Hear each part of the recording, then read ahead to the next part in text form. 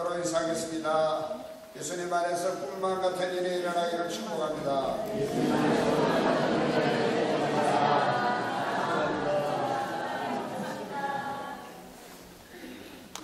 새벽기도 시간에는 사도적인 믿음을 회복하자 이런 주제로 새벽 시간마다 말씀을 전하고 있습니다.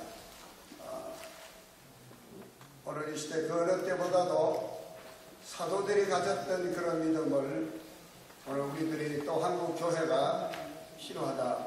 목숨 걸고 죽음도 두려워하지 않고 믿음을 지켜내었던 그 사도들의 믿음을 본받기를 간절히 원해서 시간마다 사도행전 13장 이후로 사도들의 행적을 살펴보면서 말씀을 드리고 있습니다.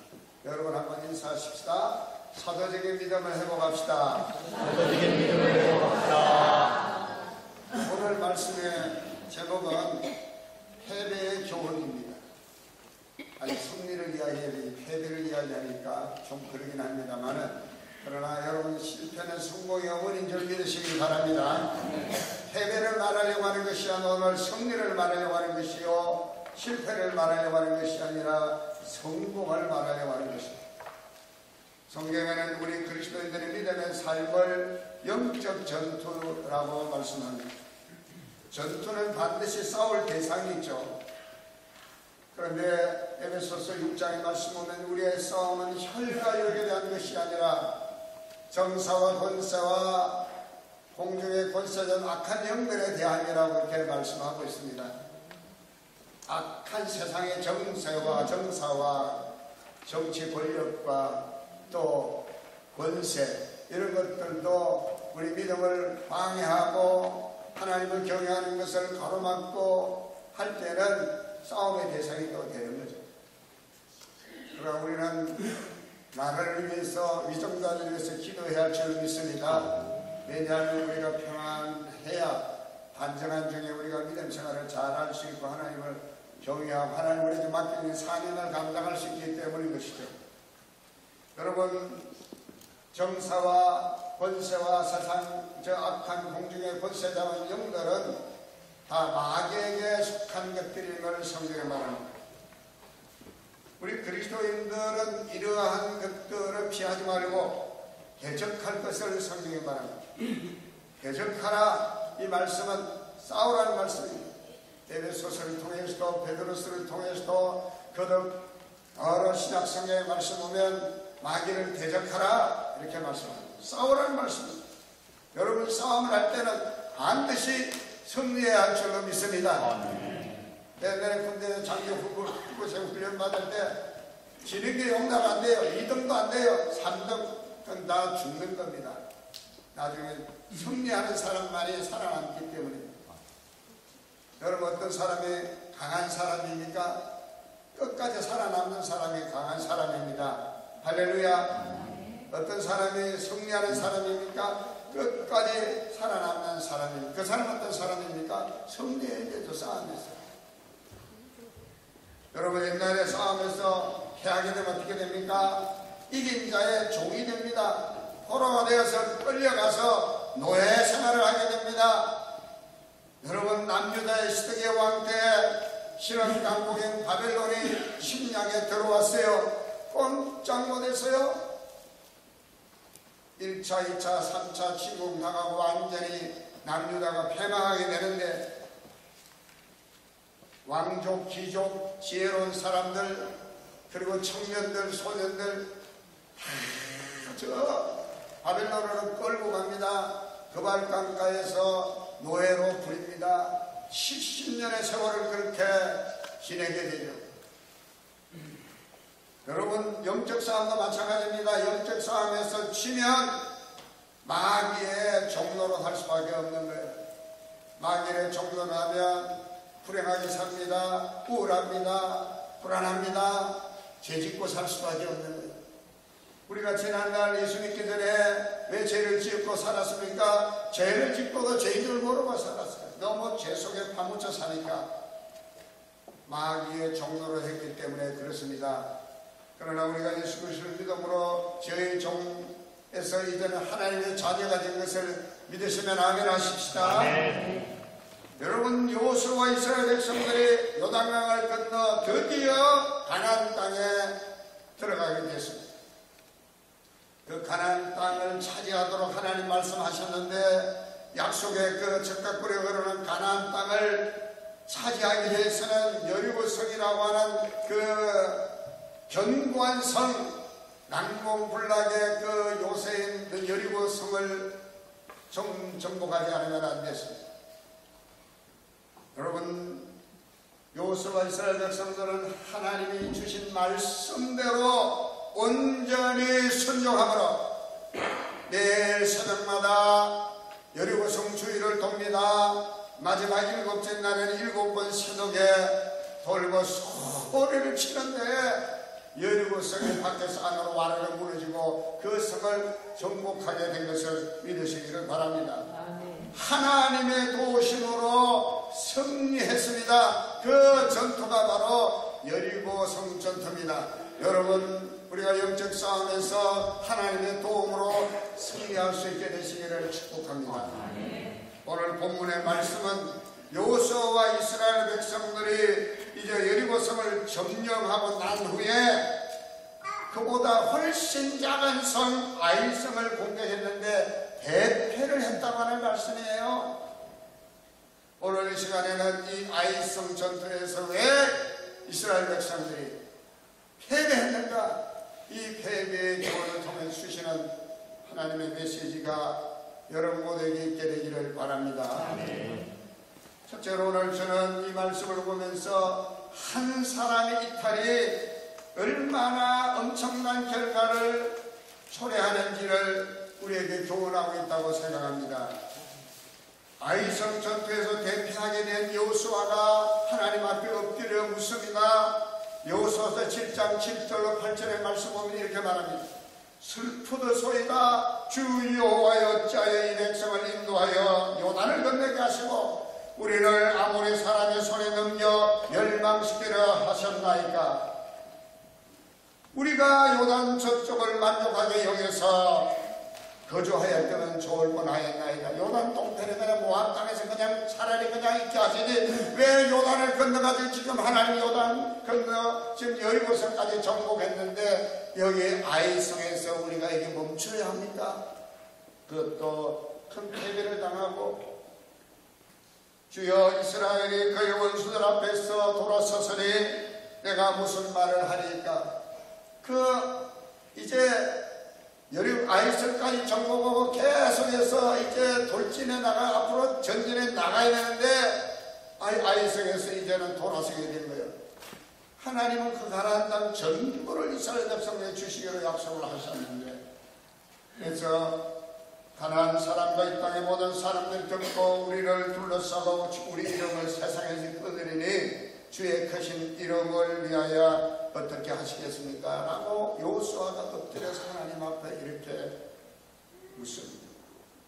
그때 하나님께서 아이성 전투의 패배의 원인에 대해서 이렇게 설명을 하십니다. 여호수아서 7장 10절 우리 다 같이 읽어보겠습니다. 이스라엘이 범죄하여 내가 그들에게 명령한 나의 언약을 어겼으며 또한 그들이 온전히 바친 물건을 가져가고 도둑질하여 그들의 물건 가운데 두었느니라. 하나님의 말씀을 어겼다는 것입니다. 하나님의 언약을 어겼다는 것입니다. 그러면서 하나님께서 여호수아에게 말씀합니다. 이스라엘 백성들을 모아놓고 이제 제비를 뽑아서 누가 내 명령을 어기고 나와의 언약을 어기고 온전히 바친 물건, 다시 말씀드려서 여리고성을 정복하고 거기서 얻은 전리품을 말하는 것입니다. 그것을 취하여 숨겨둔 사람이 누구냐? 제비를 뽑아서 찾아내라. 여호수아가 하나님의 말씀대로 이스라엘 백성을 모으고 이제 제비를 뽑습니다. 뽑으니 아간이라는 사람이 뽑혔습니다. 여호수아서 7장 16절로 18절 말씀 보니까 여호수아가 처음에는 이스라엘 모든 12지파를 한 자리에 모아놓고 제비를 뽑습니다. 제비를 뽑았는데 유다지파가 뽑힌 거예요. 유다지파 대표자가. 그리고 이번에는 그 유다지파 안에도 다시 또 지도자도 있을 겁니까? 그 각 족속들의 그 족장들을 다시 또 모아놓고 유다지파 내에 또 누가 해당되는지 또 저기를 뽑으니까 누가 뽑혔느냐 하면 세라 족속이 뽑혔어요. 세라 족속. 이 세라 족속은 누구냐면요, 창세기 38장에 말씀하면 유다가 처음에는 누구와 결혼하느냐면 가나안 여자인 수아라고 하는 여인에게 장가를 가는데 거기서 난 아들이 엘이라는 아들과 셀라라는 아들을 낳습니다. 그런데 장남이 엘이 결혼을 했는데 그 며느리가 장남의 부인이 다말이에요. 다말. 근데 아직 셀라는 결혼을 안 했고 유대인은 결혼을 했는데 남편이 자식 없이 일찍 죽게 되면 그 가까운 형제나 친족 중에서 재혼을 하게 돼 있어요. 그걸 계대법이라 그러는데, 그런데 다윗이 이 수아에게 그 시동생인 셀라를 남편으로 안 주니까 이제 다말이, 엘의 부인인 이 다말이 자기 시아버지인 유다를 유혹하게 되죠. 밤중에. 그래서 이 유다와 동침하고 태어난 아들이 둘이 있는데 쌍둥이가 태어납니다. 그 첫 장남이 사실은 세라인데 작은 아들이 베레스인데 이게 순수가 뒤바뀌었어요. 정작 태어날 때는 베레스가 먼저 태어나고 세라가 나중에 태어납니다. 그런데 성경의 말씀 보면 큰아이가 세라고 작은애가 베레스다 이렇게 나옵니다. 근데 베레스는 누구냐면 베레스는 여러분요 다윗의 조상인 걸 믿으시길 바랍니다. 예수님의 육신의 조상인 것을 믿으시길 바랍니다. 여러분 우리가 룻기서를 말씀 보면 룻기서 4장의 말씀 보면요 여러분요 보아스가 나옵니다. 보아스가 룻과 결혼해서 그 사이에 오벳이 태어나죠. 이 오벳이 이새의 아버지고 이새는 다윗을 나타내는데 이 오벳은 보아스는 누구의 자손이냐? 베레스의 자손입니다. 이렇게 넘어가면 그렇게 돼요. 그런데 이 유다 지파 가운데 뽑힌 족속에 세라가 뽑혔어. 세라 족속이. 그 세라 족속 가운데 남자들을 다시 나오게 해서 제비를 뽑는데 누가 뽑히느냐? 세라의 아들인 삽디가 뽑히고 또 삽디가 자기 아들들 다 모아놓고 다시 또 제비 뽑는데 뽑으니까 누가 뽑히느냐? 갈미가 뽑히고 그리고 최종적으로 갈미의 아들들이 있는데 그 중에 뽑힌 아들이 아간이에요. 아간. 이 아간이 이실직고를 합니다. 내가 노력한 물건 중에서 신할산 아름다운 메투 한 벌과 그리고 이제 200세겔과 그리고 50세겔 되는 금덩이 하나를 탐내어 가졌나이다. 이렇게 이실직고를 하죠. 아간이 자기의 범죄의 동기를 뭐라고 이야기하냐면요 탐내어 가졌다라고 말합니다. 아이성 패배의 원인, 아이성 패배를 가져오게 된 것은 바로 이 아간이라는 한 사람의 탐심에서 비롯되었다는 걸 알 수 있어요. 성경의 말씀 보면 골로새서 3장 5절의 말씀 보면 이 탐심을 우상숭배라 그렇게 말합니다. 우상숭배가 뭡니까? 하나님께서 가장 미워하시는 죄. 이 아간에게는 하나님보다도 신할산의 아름다운 외투와 그리고 은과 금덩이 하나가 더 귀했던 거예요. 이 아간의 행위는 하나님 앞에 악한 행위로 드러나게 되는 것입니다.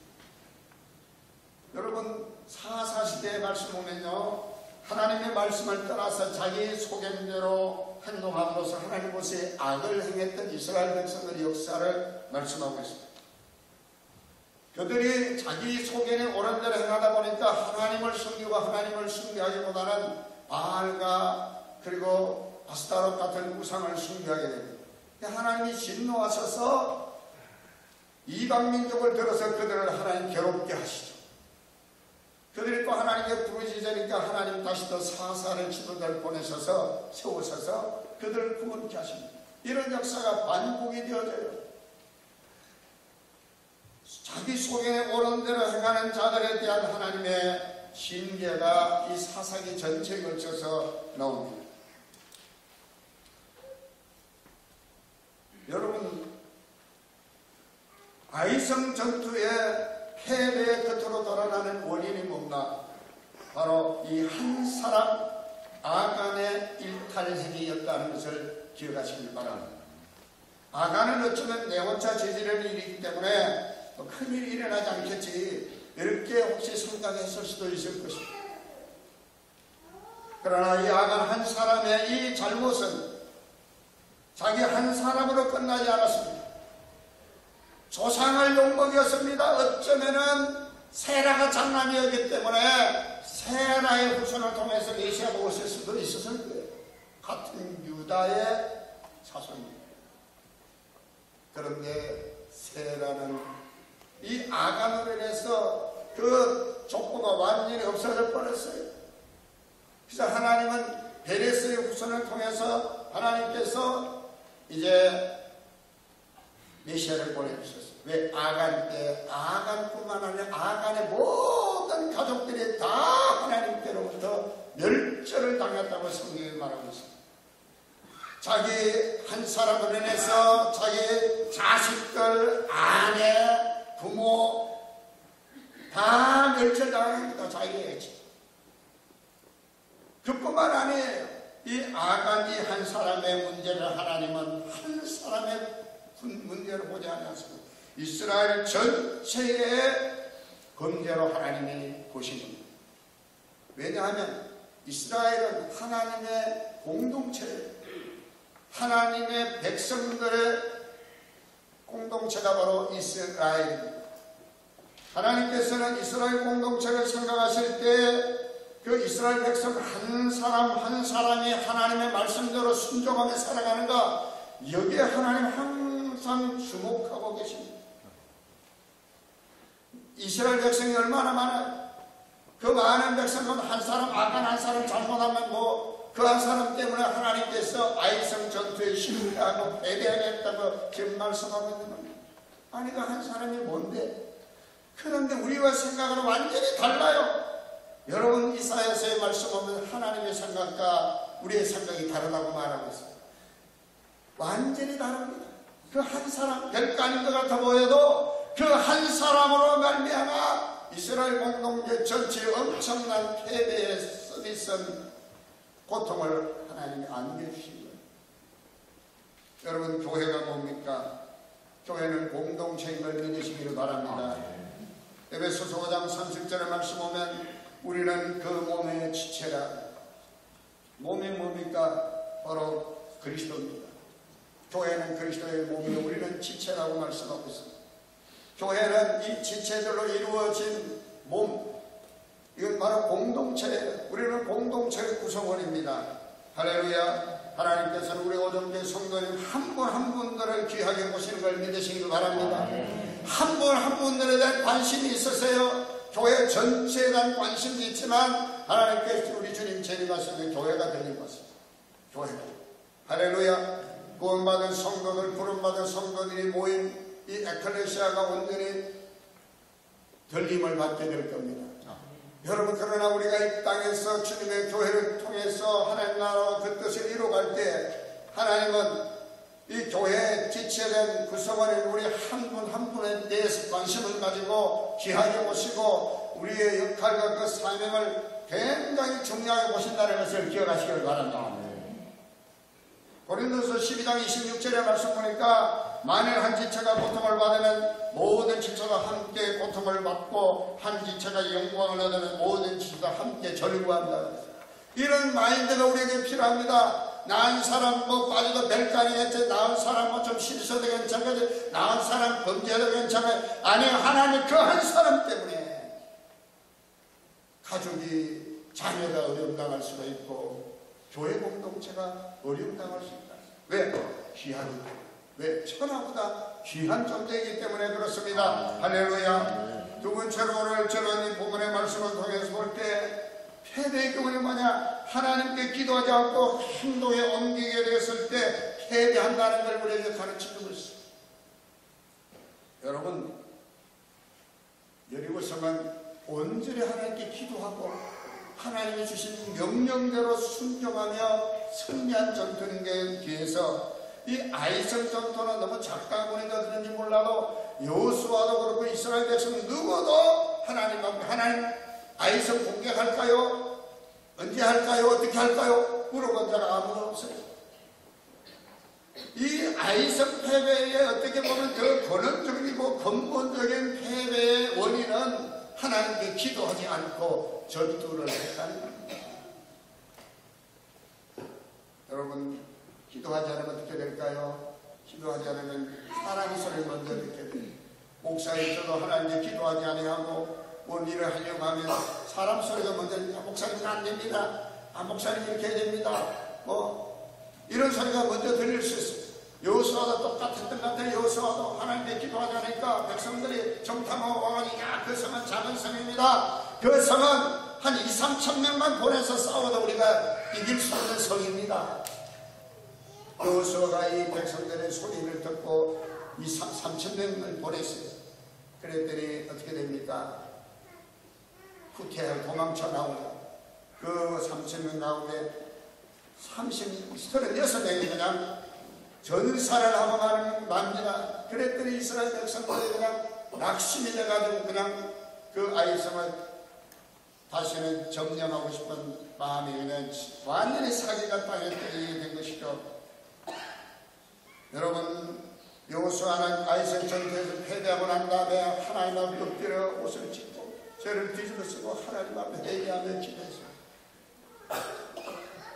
먼저 기도하고 선기도 후에 행동하라. 선기도하지 않으면 행동한 결과 실패하게 되니까 그때 패배 후에 기도를 한 사람이 바로 여호수아. 저는 목사로서 먼저 제 목회에 있어서 하나님 주시는 영적 교훈이 있다고 생각합니다. 여러분도 오늘 말씀을 통해서 먼저 기도하라 하시는 주의 음성을 듣게 되시길 주님 이름으로 축원을 드립니다. 기도를 우리가 사실은 승리했을 때 기도해야 돼요. 실패했을 때도 기도해야 돼요. 언제나 어느 때나 쉬지 않고 해야 하는 것이 바로 기도인 것을 믿습니다. 마지막으로 여러분, 패배의 교훈은요, 여호수아와 이스라엘 백성들이 교만했다는 것입니다. 방금 말씀드렸습니다마는 3,000명 올라가서 그냥 싸우면 저것쯤은 그냥 우리가 이길 수 있습니다. 여러분, 전쟁은 사람 수에, 성패는 사람 수에 있지 아니함을 믿으시길 바랍니다. 하나님의 손에 있음을 믿으시길 바랍니다. 자기들 힘으로 뭘 해보겠다는 거예요. 지금까지 하나님의 도움으로 여기까지 왔고 여리고성도 점거보고 승리했는데, 아이 저것 좀 뭐 우리 힘으로 할 수 있겠지. 교만은 바로 여기 있는 것입니다.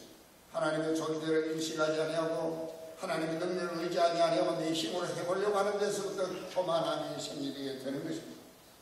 아이성 전투는 바로 이것이 아이성 전투의 패배의 중요한 원인 중에 하나가 바로 여호수아와 이스라엘 백성들의 교만입니다. 교만이라는 것은요, 우리가 알지 못하는 사이, 나도 모르는 사이에 손해되는 겁니다.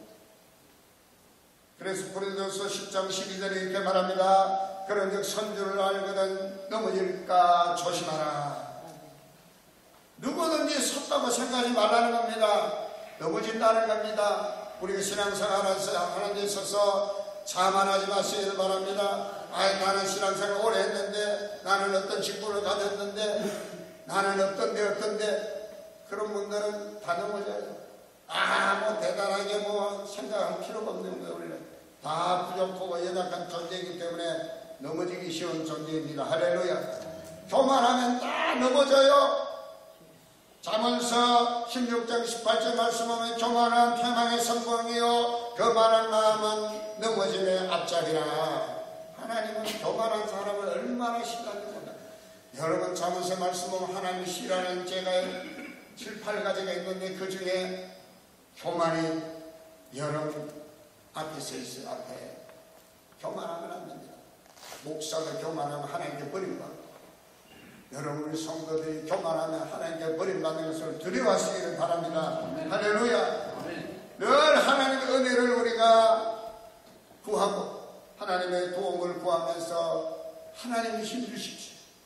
그리고 무슨 일을 해나가고 그 일이 내가 했어, 내 힘으로 했어, 내 능력을 했어, 이게 아니라 하나님이 해주셨습니다. 하나님이 이루어주셨습니다. 하나님이 은혜입니다라고 고백할 수 있는 겸손한 우리 오정대 성도님들 다 되어주시기를 바랍니다. 할렐루야. 우리가 1.18 대비 초청주의를 위해서 기도하는 가운데 있습니다. 여러분 누구도 내 힘으로 하려고 생각하지 마십시오. 기도 없이 하려고 하지 마십시오. 내 생각을 앞세우지 마십시오. 하나님이 하실 것입니다. 할렐루야. 아멘. 하나님이 이루실 것입니다. 아멘. 하나님 앞에 저와 여러분 모두가 낮아지시고 기도하시고 겸손한 마음으로 하나님 뜻이 나를 통해서 이루어지기를 구하실 수 있게 되시기를 축복합니다. 아멘.